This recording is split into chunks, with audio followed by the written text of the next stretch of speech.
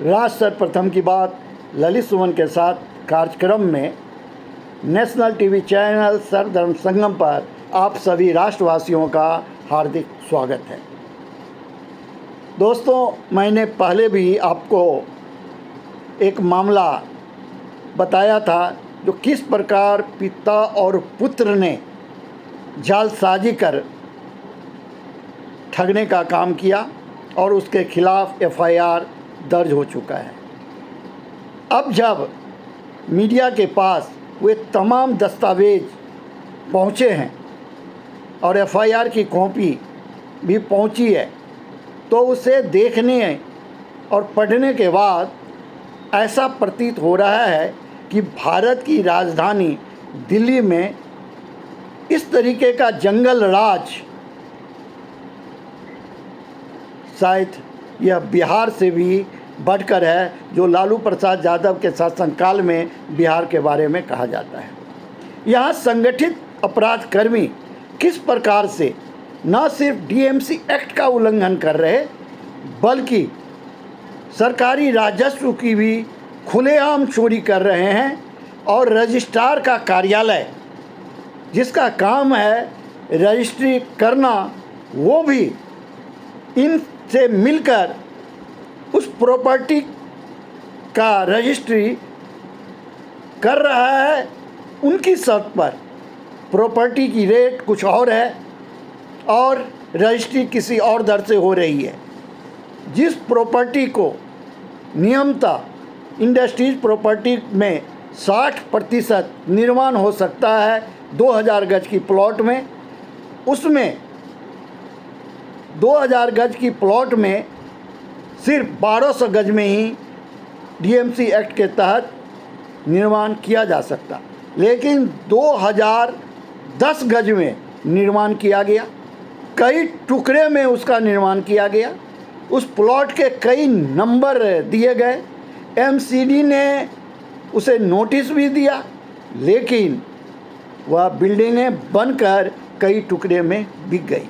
अब जब मामला मुकदमे बाजी में फंसी है तो सभी बातें निकलकर सामने आ रही है, जो किस प्रकार से संगठित रूप से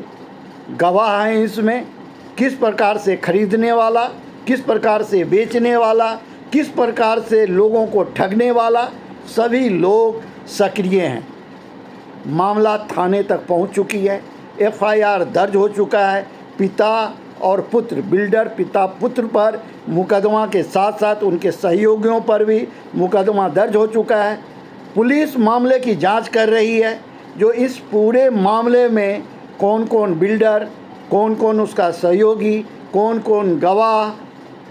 शामिल है और इसमें एमसीडी के किन किन अधिकारियों का हाथ है, बेलदार का क्या रोल है, एई का क्या रोल है, जेई का क्या रोल है और संबंधित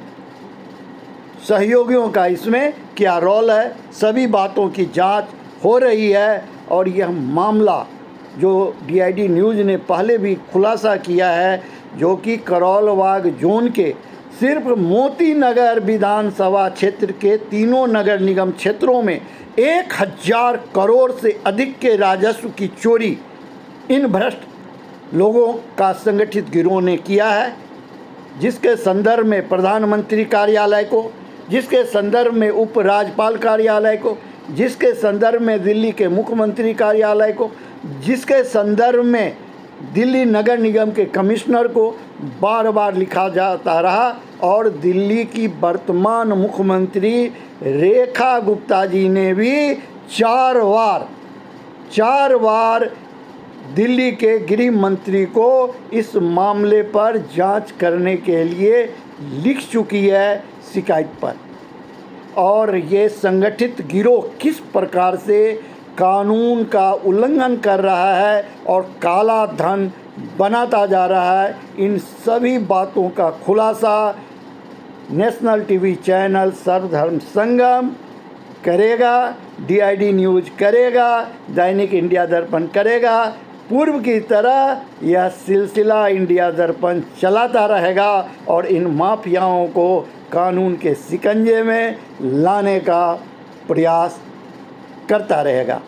आप अन्य खबरों के लिए बने रहें नेशनल टीवी चैनल सर्वधर्म संगम पर। हम इसी के साथ आपसे विदा लेते हैं। राष्ट्र सर्वप्रथम,